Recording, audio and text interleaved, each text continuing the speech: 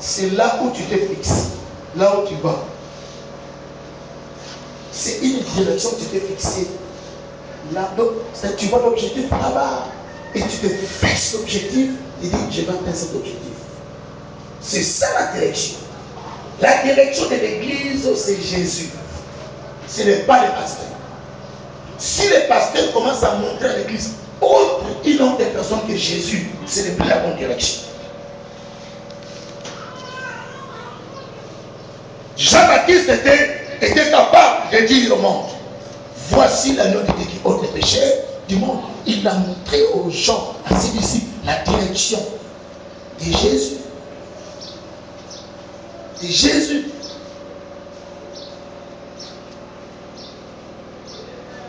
Et la Bible dit, les apôtres avaient peur. Ils ont dit, si c'est toi le Seigneur, ordonne que nous puissions marcher. L'apôtre Pierre a dit, ordonne. Il a ordonné. Il a commencé à marcher. Et quand il constata les vents commencent à souffler fort, il commence à s'enfoncer. J'avais dit le vendredi passé, j'avais lu un commentaire. Celui qui avait commenté l'a dit. Pierre commença à s'enfoncer. Pourquoi? Parce qu'il a commencé à se préoccuper des effets du vent. À la place de se concentrer à regarder qu'à Jésus. Beaucoup de gens se préoccupent de ce qui n'ont rien à voir avec le christianisme. Les choses qui ne peuvent même pas édifier ta foi. Tu te préoccupes de ça. Préoccuper, c'est être embarrassé. Une nouvelle comme ça qui t'embarrasse. Pourquoi tu n'es plus à l'aise? Ah, papa, tu sais, j'ai écouté des choses, on a dit des choses sur moi. On dira des choses sur vous, des choses fausses et vraies. Si tu es dedans, tu dois te repentir. Si tu n'es pas dedans, tu t'en fous. Tu continues le chemin. Mais qu'est-ce que tu fais? Tu te préoccupes de ça. C'est le vent, tu vas t'enfoncer. L'objectif du diable est que tu t'enfonces. C'est ça son objectif. Quand il a commencé à se préoccuper, être chargé. Donc quand on se préoccupe, c'est-à-dire on laisse d'abord l'évangile, on laisse d'abord Jésus, on laisse d'abord l'église, je vais d'abord régler ça. C'est fini, ta foi est partie. Et la Bible dit bien au moment. Et j'avais dit, le vendredi passé, moment, c'est un instant seulement. Un instant. Alors, un instant, ça peut prendre 5 minutes. Tu comprends, non? Ça peut prendre 10 minutes. Ça peut même prendre 3 jours, 4 jours. Ça peut prendre 1 mois. Ça peut prendre 10 mois. Ça peut prendre 1 année, 2 ans. Mais sache que ça ne demeurera pas comme ça. Ça passera. Chaque problème, c'est un moment. La maladie, c'est un moment. Le chômage, c'est un moment. Chaque situation qui peut t'arriver dans la vie, c'est un moment, ça passera. La Bible dit tout passera, mais la parole restera. Jésus a dit, je serai avec vous jusqu'à la fin du monde. Tout passera, mais pas Jésus, pas la parole. Mais il faut se préoccuper de quoi? De Jésus. Mais on se préoccupe de... On se tracasse. On se lamente pour ce qui va passer. Il avait dit, au moment où il constate, c'est un moment, au moment, quand, à le verbe de temps, quand il a constaté, le vent souffle fort, quand, c'est un moment, c'est un instant. Quand les problèmes arrivent, les difficultés, les situations surgissent, les chrétiens qui ne sont pas prudents, les problèmes là, les vents là, emportent leur foi. Et quand ta foi est remportée, tu ne restes pas vide. Et le diable peut te faire tout ce qu'il veut. Pourquoi? Parce que tu n'as plus de socle. Tu n'as plus de soubassement, tu n'as plus de support. Parce que la foi est une ferme assurance. Quand tu n'as plus la foi, tu as quoi? Tu n'as plus la foi et même l'espérance est partie. La maladie de l'enfant a emporté ta foi. L'enfant est malade. Mais l'enfant est malade. On voit le médecin. Le médecin va soigner. On va prier. Est-ce qu'il y a lieu de pleurer?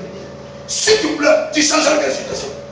Jésus a dit, si tu commences à te préoccuper de ta vie, tu te soucies, dis-moi, est-ce que tu es capable avec tes soucis d'ajouter le fils qu'un seul côté à ta vie?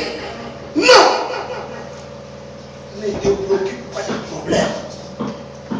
Vous savez, les Français disent, d'autres problèmes se résout par eux-mêmes. Alléluia. J'avais regardé un film, quelqu'un est en train de pleurer. Il pleure, écoutez quoi? Écoutez quelqu'un vient de conseiller, dit, oh, c'est vrai, ça te fait mal, tu pleures. Mais laisse passer le temps, tu verras les problèmes passer. Waouh! Laisse passer le temps, tu verras que ça passe. Tu verras. Mais ce n'était pas un chrétien. Ce n'était pas un chrétien. Mais les gens qui ne font pas passer les problèmes sont des chrétiens. Un chrétien peut garder un problème une année. Ah, tu connais papa. Depuis que cette situation a été passée, vraiment, je ne sais pas comment je vis, hein. Tu ne sais pas comment tu vis. Bon, déjà, quelqu'un qui ne sait pas comment il vit, il va vivre comment? Donnez-moi la réponse. Parfois, des choses que nous disons, peut-être c'est les Français qui nous compris, qui nous rendent, je ne sais pas. Papa, je ne sais pas comment je vis, hein. Maintenant, si tu ne sais pas comment tu vis comment? Tu ne vis pas. Oh! La vie, c'est qui? C'est Jésus. Oh, celui qui vit en Jésus, même s'il n'a pas mangé, il n'a pas bu, il n'a pas de poids, il y a des problèmes qui tellement le tracassent. Mais aussi longtemps qu'il est convaincu dans son cœur, Jésus est vivant et il sait qu'il y a une sorcière qui va. Il y a la sorcière qui va à gauche, à droite. Si ce n'est pas aujourd'hui, c'est demain. Si ce n'est pas demain, après-demain. Si ce n'est pas après-demain, après-demain. Si ce n'est pas après-demain, après-demain. Il y aura la solution. Pourquoi? Parce qu'il a dit, parce qu'il dit une parole d'assurance.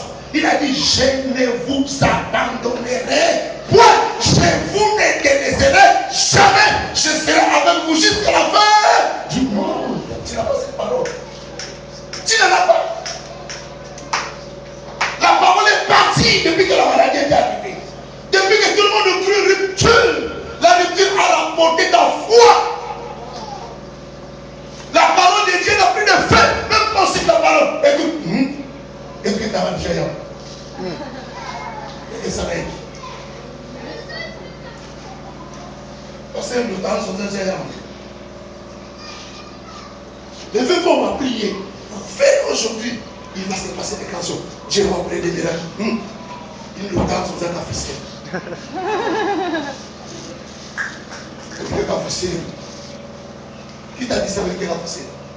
Quelqu'un qui est forcé parce que toi tu veux rester comme ça. Mais chaque jour Dieu visite des gens. Chaque jour Dieu bénit des gens. Ce matin, je vais te dire une chose. Quelqu'un était endormi malade. La personne s'est réveillée guérie. Vérifie sur internet, tu verras les témoignages. Si toi tu ne crois pas, il y a des gens qui croient. Pendant que nous sommes en train de prier là, il y a quelqu'un qui était malade. La personne a remis l'âme. Je te dis ce qui est vrai. La personne est ressuscitée. Vérifiez. Tu verras, tu vas écouter ces témoignages. Dieu est en train de travailler. Dieu travaille chaque jour, chaque heure, chaque seconde. Il travaille, il est Dieu. Il est Dieu.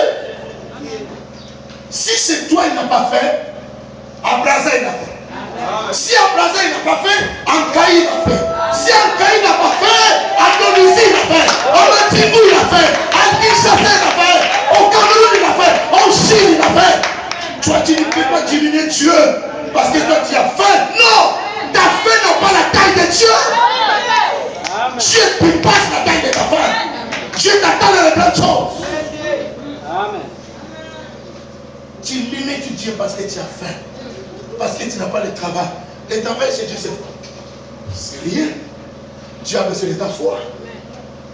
Tu as besoin de ta foi. Dieu peut te laisser chômer pendant 2 ans, 3 ans, 4 ans, 5 ans. Tout ce qu'il attend, que ta foi puisse grandir. Aussi longtemps qu'il ne verra pas ta foi grandir, il te laissera comme ça. Et cela ne fera pas comme Dieu, il te laisse comme ça. Il ne laissera Dieu. Même si tu bouges,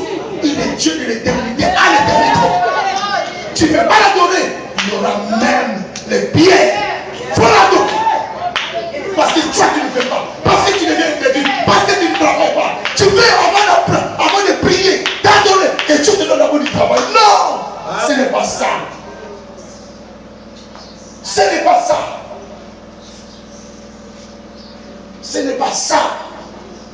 Dieu n'a pas besoin de flatteurs. Dieu a besoin de fils. Des enfants de la maison. Dans une maison, même s'il n'y a pas la nourriture, les enfants ne feront jamais la maison. Les enfants resteront là. Ils dormiront dans cette maison. Ils vont dire à papa, maman, aujourd'hui, papa nous dit, bon, on va dormir. Demain matin, les enfants vont se réveiller. Les enfants ne seront pas en colère. Contre leur père, contre leur mère.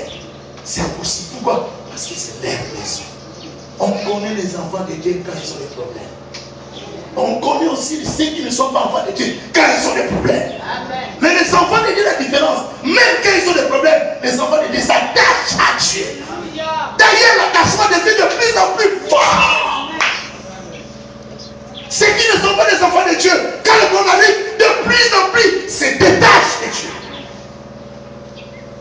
Ça prouve le niveau de ta foi. Que tu es chez Dieu à cause de ce que Dieu donne. Oh, tu ne sais pas que ce que Dieu donne, la plus grande chose que Dieu nous a donné, c'est le salut. Tu n'as pas encore le salut, tu as besoin du travail. Un bon père, il donne à ses enfants ce qui est meilleur. Ce qui est meilleur pour nous que Dieu nous a donné, c'est le salut en Jésus. Que tu sois sauvé. Qu'un jour que tu te retrouves dans son royaume. C'est pour cette raison, bien aimé dans le Seigneur. Tu dois avoir des regards fixés sur Jésus.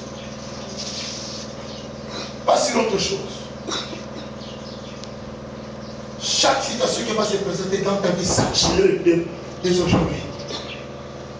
C'est pour un petit moment. Même si ça peut prendre 3 ans, c'est toujours un moment. Ça passera. Ça passera. Et qu'est-ce qui va se passer chez Pierre? Dès qu'il a vu le vent souffler fort, la Bible dit qu'il a eu peur. La peur, c'est le trouble émotionnel qui est provoqué par la vue à l'attente des dangers. Une personne qui a peur, qui est déjà en danger. Un chrétien qui a peur est en danger. La Bible dit 365 fois, n'est craint car ton Rédempteur est vivant. Pourquoi la Bible a dit ça 365 fois? Car l'année compte 365 jours. Donc Dieu te dit chaque jour ne craint pas. Pourquoi Dieu le répète chaque jour? Parce qu'il sait que les hommes c'est des peureux. C'est pour cette raison, il veut le répéter chaque jour.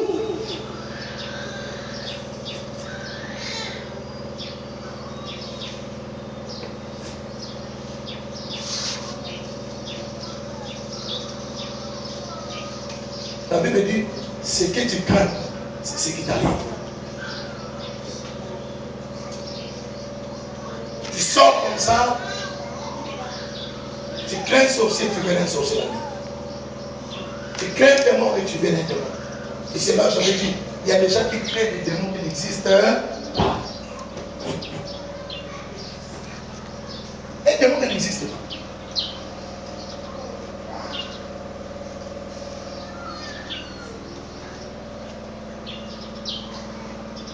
Il demande la stérilité. Il est lancé, il est court, il est gros. Mais que direz-vous des cas de Sarah? Où la Bible dit Dieu avait rendu Sarah stérile. C'est quel genre de démon? Un démon divin. Qui est spécialiste des démons ici?